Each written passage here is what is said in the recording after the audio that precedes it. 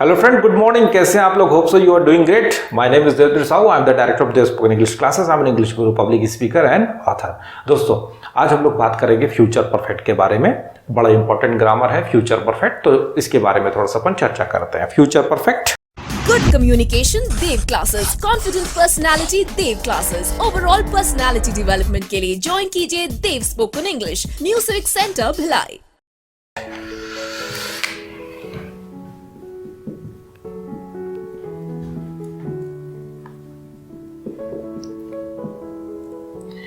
तो जैसा कि आप देख रहे हैं, फ्यूचर परफेक्ट में दो शब्द है। पहला है फ्यूचर और दूसरा है परफेक्ट।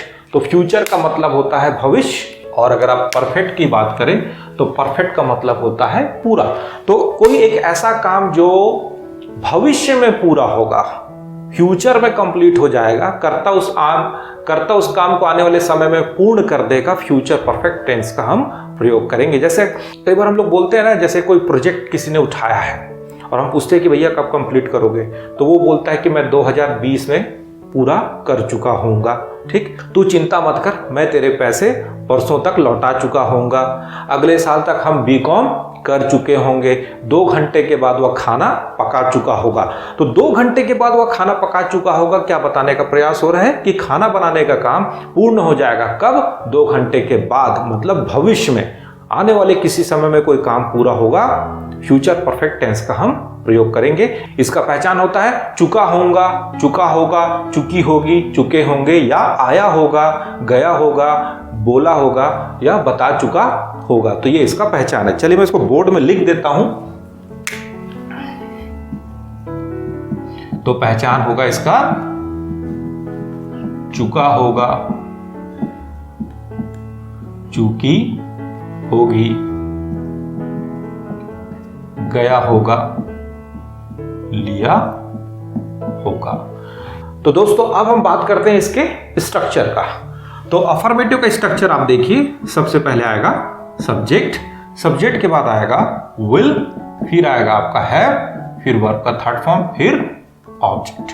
ठीक है, तो दोस्तों यहाँ पे देखिए सब्जेक्ट सबसे पहले आ रहा है। सब्जेक्ट मतलब होता है कर्ता, कर्ता के बाद आएगा विल, फिर उसके बाद आएगा हैव, फिर वर्ब का थर्ड फॉर्म, फिर ऑब्जेक्ट। एक चीज को ध्यान रखना है कि जितने भी परफेक्ट वाले ग्रामर होते हैं, हमेशा वर्ब का थर्ड फॉर्म ही लगता है। चाहे प्रेजेंट परफेक्ट हो, पास्ट परफेक्ट हो, या और अन्य कोई और ग्रामर होगा, सब में वर्ब का थर्ड फॉर्म ही लगेगा। ठीक, अब यहां पर ध्यान देने वाली बात है, 2 हेल्पिंग वर्ब एक साथ आ रहा है, विल भी आ रहा है और हैव भी आ रहा है। फ्यूचर कंटिन्यूअस के ग्रामर में मैंने बताया था कि जब एक से ज्यादा हेल्पिंग वर्ब आते हैं तो निगेटिव बनाते समय हमेशा पहले के बाद ही नॉट लगता है।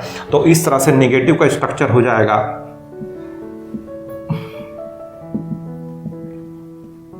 Subject plus will plus not plus have plus V3 plus object.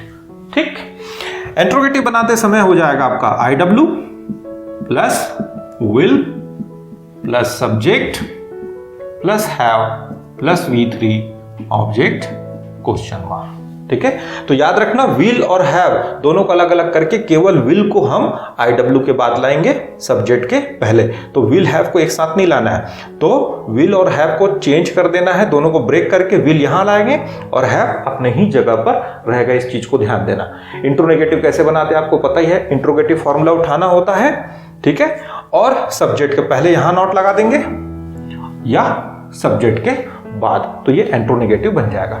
अब कई लोग मेरे से सवाल पूछते हैं, सर विल के साथ हैव लगाए, हैज क्यों नहीं आया है? तो याद रखना, विल के बाद हमेशा हैव आता है। इस हैव का सब्जेक्ट से कोई मतलब नहीं। कई लोग बोलते हैं अगर सर सब्जेक्ट ही होगा तो विल हैज कर देंगे क्या, या अगर शी होगा सब्जेक्ट तो विल हैज कर दें क्या, क्योंकि शी के साथ तो हैज लगता है, ही के साथ तो हैज लगता है, हैव कैसे लगाए? तो ये जो हैव है सब्जेक्ट के अनुसार नहीं लग रहा है, विल के अनुसार लग रहा है।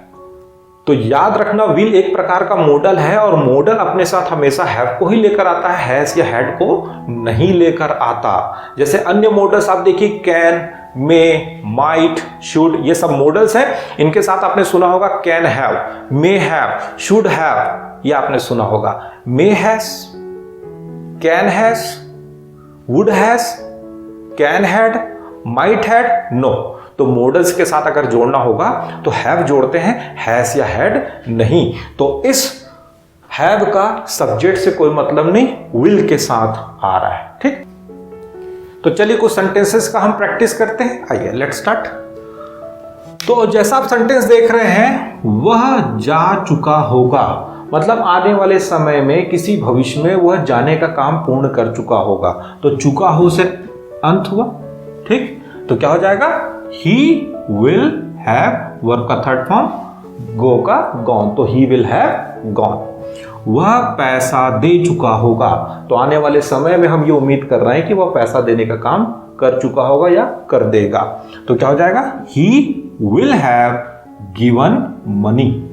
ठीक, बच्चे खाना खा चुके होंगे या चुकेंगे, खाना खा चुकेंगे, तो चिल्ड्रन विल हैव, खाना ईट, थर्ड फॉर्म ईटन, और फूड आपका हो गया ऑब्जेक्ट।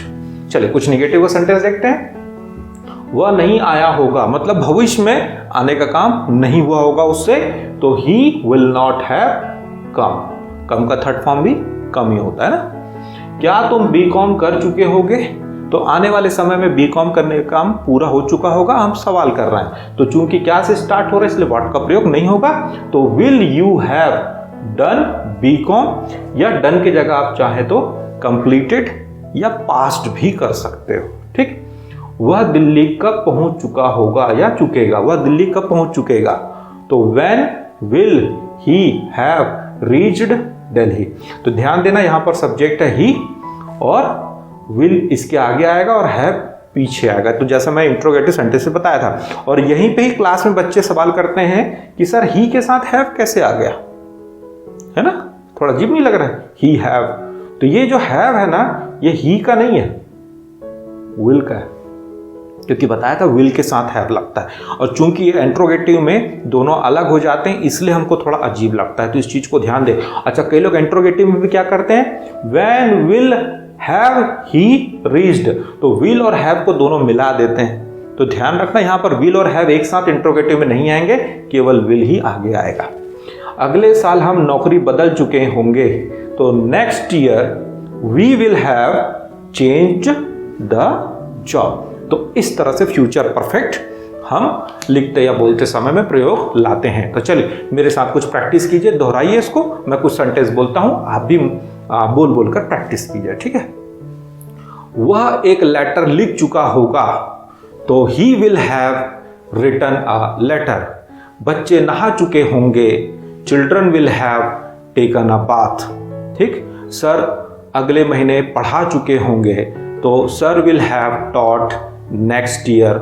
वह कल नहीं आ चुका होगा, थोड़ा बोलने में भी अजीब लग रहा है, ही will not have come tomorrow, है ना। अगले साल वह शादी कर चुकी होगी, तो next year she will have got married.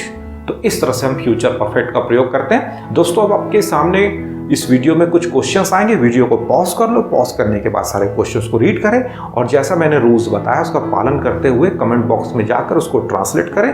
कुछ समय के बाद मैं उसको पढ़ूंगा, जो भी सही गलत होगा मैं उसको आपको बताऊंगा। और दोस्तों नीचे डिस्क्रिप्शंस में अगर आप जाएंगे तो मेरे मोबाइल ऐप का एक लिंक भी आपको मिलेगा। मैं चाहता हूं कि उस लिंक को आप फॉलो करें और मेरे एप्लीकेशन को डाउनलोड करें। फ्री एप्लीकेशन है। डाउनलोड करने के बाद आप टेंस में जाएंगे, टेंस में जाने के बाद आप फ्यूचर परफेक्ट में जाएंगे। फ्यूचर परफेक्ट में आप जाएंगे तो नीचे आपको टेक टेस्ट करके एक ऑप्शन आएगा, उस टेस्ट पे आप क्लिक करें। 3 सेट आएगा, सेट 1, सेट 2, सेट 3। तो मैं चाहता हूं कि उस सेट को आप बनाएं। बड़ा मजेदार है, फ्री का एप्लीकेशन है। नीचे डिस्क्रिप्शंस में आपको लिंक मिल जाएगा। एंड्रॉयड में भी है और आईफोन यूजर्स के लिए भी है।